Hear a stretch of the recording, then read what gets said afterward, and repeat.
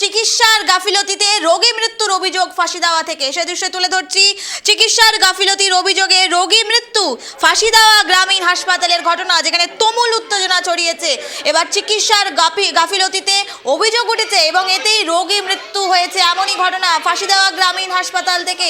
এই মুহূর্তে তুমুল উত্তেজনা সৃষ্টি হয়েছে। এক্সক্লুসিভ দৃশ্য আপনাদের সামনে তুলে ধরছি।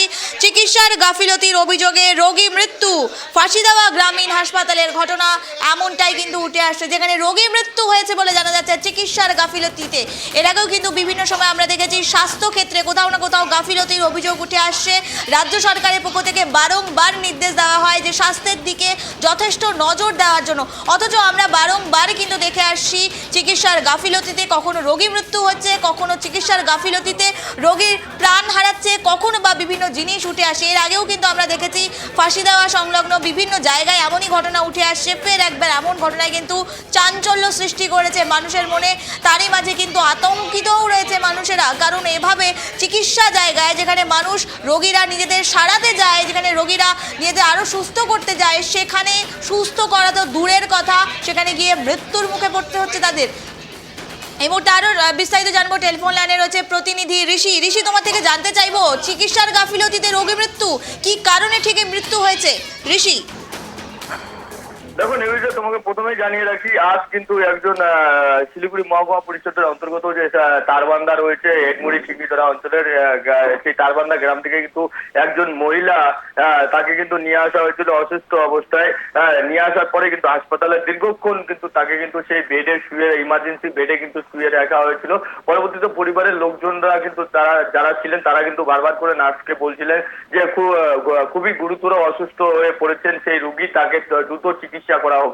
এরপরে কিন্তু দেখা যাচ্ছে যে বারংবার বলার পরেও কিন্তু চিকিৎসক কিন্তু সময় মতো না আসায় কিন্তু রোগীর মৃত্যু হয়। জানা যায় যে প্রায় ঘন্টাখানেক ইমার্জেন্সিতে সেই রোগীকে ফেলে রাখা হয়েছিল, যার ফলে পরবর্তীতে যখন চিকিৎসক আসেন তারপরে কিন্তু তাকে মৃত বলে ঘোষণা করার পরেই কিন্তু কান্নায় ভেঙে পড়েন। পাশাপাশি উত্তেজনা ছড়িয়ে পড়ে এবং পরিবারের লোকজন কিন্তু দাবি করছেন সময় মতো যদি সেই চিকিৎসক আসতেন এবং চিকিৎসা করতেন বা বিভিন্ন ধরনের ওষুধ বা ইনজেকশন তাকে দেওয়া হতো, তাহলে কিন্তু সেই রোগী কিন্তু আজ বেঁচে যেত। এরপরে কিন্তু ঘটনা যখনই উত্তেজিত ছড়িয়ে পড়ে, এরপরে কিন্তু ফাঁসিদেওয়া থানার পুলিশ ঘটনাস্থলে পৌঁছে পরিস্থিতি স্বাভাবিক করে এবং পাশাপাশি কর্মরত যে চিকিৎসক রয়েছে তার সাথে কথা বলে এবং তারপরে কিন্তু পরিস্থিতি স্বাভাবিক করার চেষ্টা করা হয়। তবে এই বিষয়ে কিন্তু আমরা ব্লক স্বাস্থ্য আধিকারিক শাহিনুর আলমের সাথে কথা বলি। তিনি কিন্তু জানান যে রোগীকে নিয়ে আসা হয়েছিল সেই রোগী কিন্তু রাস্তার মধ্যেই তার মৃত্যু হয়। পরবর্তীতে কিন্তু বড ডেড অবস্থায় তিনি কিন্তু হাসপাতালে নিয়ে আসে পরিবারের লোকজন। তবে কিছুটা হলো চিকিৎসকের কোনো গাফিলতি নয়, তবে রাস্তার মধ্যেই সেই রোগীর মৃত্যু হয়েছে।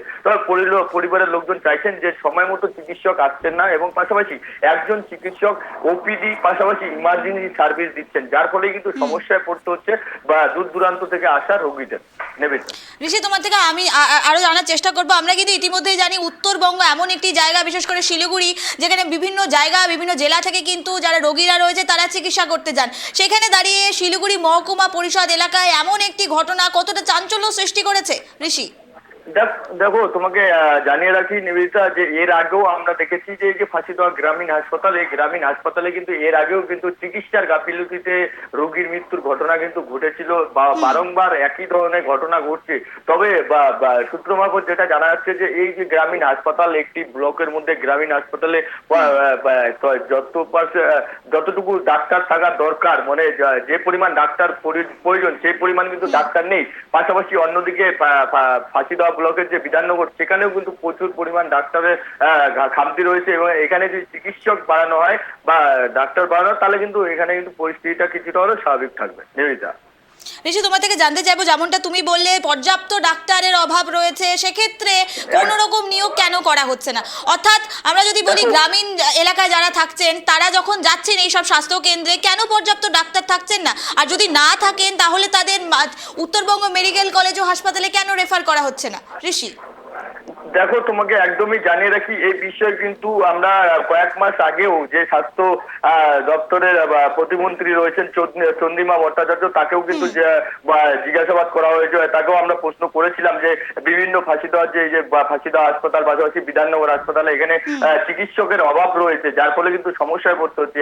একজন চিকিৎসককে কিন্তু 48 ঘন্টা ধরে ডিউটি করতে হচ্ছে, ওপিডি সামলাইতে হচ্ছে, পাশাপাশি এইদিকে ইমার্জেন্সি সার্ভিসও তাদেরকে দিতে হচ্ছে, যার ফলে কিন্তু অনেকটাই সমস্যায় পড়তে হচ্ছে। এই বিষয়ে চন্দ্রিমা ভট্টাচার্য কিন্তু জানিয়েছেন যে স্বাস্থ্যমন্ত্রী তিনি এই বিষয়ে কথা বলবেন। পাশাপাশি তুলসী তিনিও, তাকেও কিন্তু বারংবার কিন্তু এ ধরনের ঘটনা নিয়ে প্রশ্ন করা হলে তিনি জানান যে চিকিৎসক কম রয়েছে, যার ফলে এই ধরনের সমস্যা দেখা দিচ্ছে। তবে দ্রুত এই সমস্যা মেটানো হবে। তবে কয়েক বছর ধরেই দেখা যাচ্ছে যে এই সমস্যা কিন্তু বেড়েই চলছে। নিবেদিতা। ঋষি, তুমি যেমনটা বললে দ্রুত সমস্যার সমাধান করা হবে, আগামী দিনে বিষয়গুলি দেখা হবে। এই যে বারংবার প্রতিশ্রুতি দেওয়া হয়, এই প্রতিশ্রুতিগুলোর আদতে কি কোনো ফল মিলবে? মানুষের প্রাণ তো যাচ্ছে, একের পর এক মানুষ মৃত্যু ঘটছে, কখনো চিকিৎসার গাফিলতিতে আমরা বারংবার উত্তরবঙ্গ মেডিকেল কলেজ ও হাসপাতালে দেখতে পেরেছি বিষয়গুলো। এবার ফাঁসি দেওয়া এলাকায় এমন ঘটনা, সেক্ষেত্রে বারংবার এই প্রতিশ্রুতিগুলো, এগুলো কি আদতে কাজ হবে কি মনে হচ্ছে ঋষি? দেখো, দায়িত্বে থাকা আধিকারিকরা এবং দায়িত্বে থাকা মন্ত্রীরা কিন্তু বারংবার প্রতিশ্রুতি আমাদেরকে সাধারণ মানুষের উদ্দেশ্যে দিয়ে থাকেন। পাশাপাশি এই ধরনের গ্রামীণ এলাকায় এই ধরনের সমস্যা মেটাতে সরকার কতটা তৎপর সেই দিকে কিন্তু নজর রয়েছে সাধারণ মানুষের। তবে সাধারণ মানুষ কিন্তু খুব উগরে দিচ্ছে যে স্বাস্থ্য পরিষেবা পুরোপুরি যে বেহাল হয়ে পড়েছে তা কিন্তু প্রমাণিত আজকের এই ঘটনায়। বেশ, ধন্যবাদ ঋষি। আমরা নজর রাখছিলাম ফাঁসি দেওয়া এলাকায়, যেখানে চিকিৎসার গাফিলতিতে এবার রোগী মৃত্যুর অভিযোগ উঠে আসে, এবং যে অভিযোগ উঠে আসে দীর্ঘক্ষণ সেই রোগীকে ফেলে রাখা হয়েছিল। বারংবার তার আত্মীয়রা, রোগীর আত্মীয়রা বলছিল যে তাকে যেন চেক আপ করা হয়, তাকে যখন দেখা হয়, অথচ কোনো রকম প্রশাসনিকভাবে এবং পাশাপাশি ডাক্তাররা কিন্তু একবারও কিন্তু তাকে চিকিৎসার ব্যবস্থার দিকে কিন্তু এগিয়ে যাননি, এমনটাই অভিযোগ উঠে আসে। এবং পরবর্তীতে বলা হচ্ছে যে তাদের চিকিৎসক কম সংখ্যক রয়েছে, এমনই অভিযোগ তোলা হয়, এমনই বারংবার বলা হচ্ছে। এতেই কিন্তু সাধারণ মানুষ যতটা ক্ষেপে রয়েছে, ততটাই কিন্তু রোগীর পরিবার ইতিমধ্যে রয়েছে। যেমনটা বলা হচ্ছে, সাধারণ গ্রামীণ যারা মানুষরা রয়েছে, তারা বিভিন্ন সময় বেসরকারি হাসপাতালে যেতে পারেন না, তাদের সম্বল সেই সরকারি ব্লক হাসপাতাল কিংবা উত্তরবঙ্গ মেডিকেল কলেজ ও হাসপাতাল। কিন্তু সেখানে গিয়েও যখন পরিষেবা তারা পাচ্ছেন না, তাতেই কিন্তু ক্ষুব্ধ। ফের একবার চিকিৎসার গাফিলতিতে অভিযোগ উঠল রোগী মৃত্যুর।